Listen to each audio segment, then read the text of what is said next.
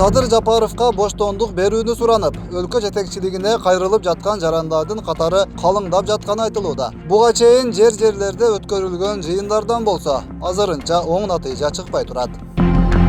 Биз элибизде, жерибизде ушул жерге чогулуп, жети дубандан келип отурабыз. Садыр Жапаровка!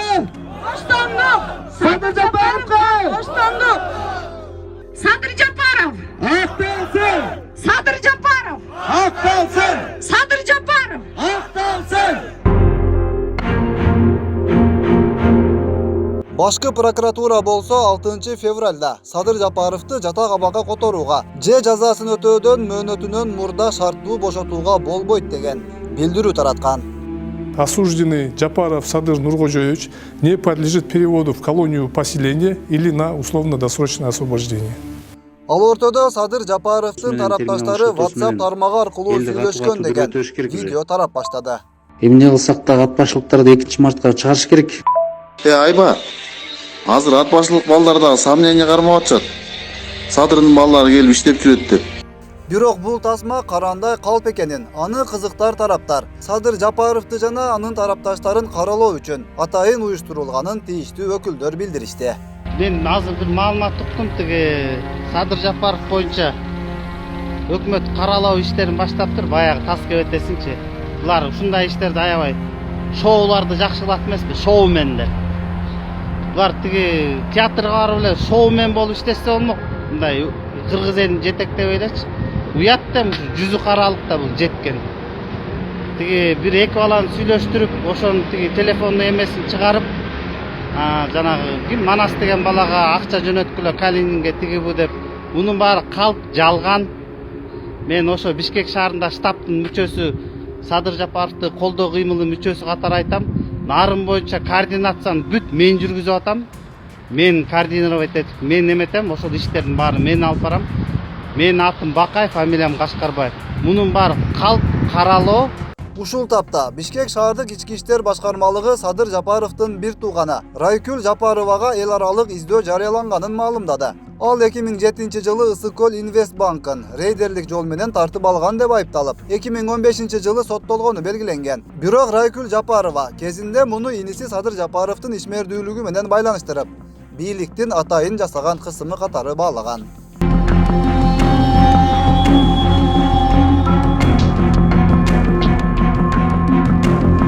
Садыр Жапаровка байланыштуу мындай аракеттердин күчөшү. Жапаровдун тарапташтары ушул жылдын 2-мартында Бишкек шаарында чоң масштабтагы митинг өткөрүүгө камынып жаткан учурга туура келип отурат. Бул жыйынга катышууга өлкөнүн дээрлик бүт аймактарынан жарандар келери күтүлүүдө.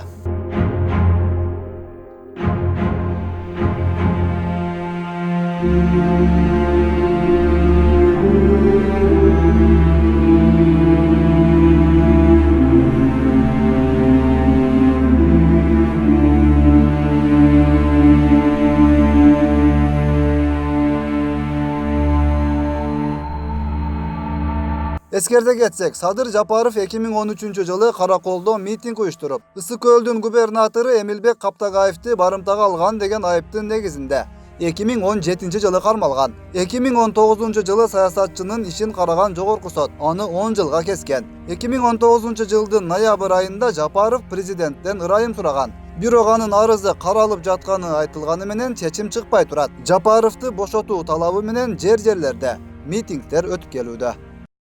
Садыр ак жерден отурат.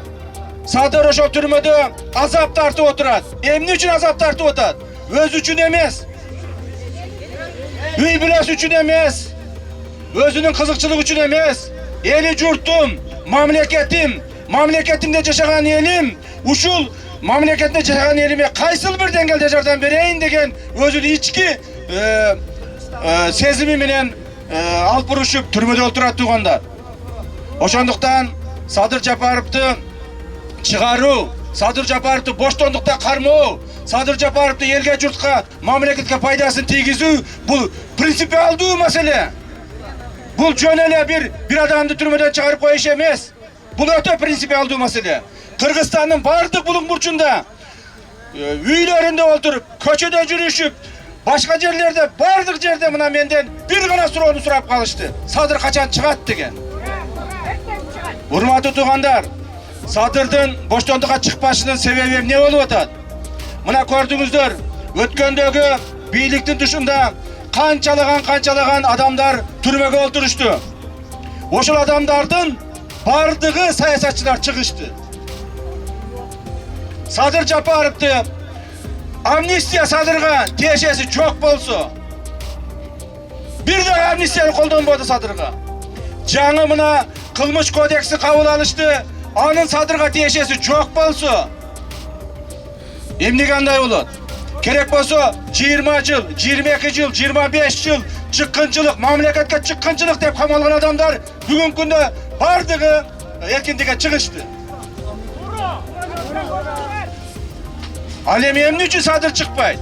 Мына ушул суроо ар бир кыргыздын, ар бир кыргызстандыкты түйшөлтүп отурат. Урматтуу туугандар, ушул маселелер бүткөндөн кийин биз көпчүлүгүбүз суранып, Садырга айтып, президентибиздин айткан сөзүнө маселе көтөрүп, президентибиз айтты эле. Эгерде ырайым сурап кат жазылган болсо, мен ырайым берүүгө даярмын деп. Ошол маселени көтөрүп туруп биз Садырдан суранып, ырайым жаздырганбыз. Өткүрбек Рахманов, Регион.